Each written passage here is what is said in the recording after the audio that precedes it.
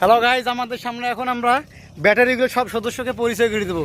ইনি হচ্ছে আমাদের ব্যাটারিগুলির ইতিম আকবর। ইতিম আকবর কেন বলা হয়েছে আপনার সবাই অবগত আছেন জানো? মা বোন ভাই সবাই আছে, আজকাল বউ নাই, সেজন্য এর নাম দেওয়া হয়েছে ইতিম আকবর। এখন আমাদের সাথে আছে ব্যাটারিগুলির লাভু কমিশনার, সে রানিং কমিশনার। এলাকা তো উন্নয়ন রাস্তা করে দেবো, কোনো সমস্যা নেই।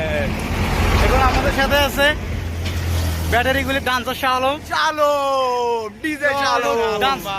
ডান্সের উপর থাকে।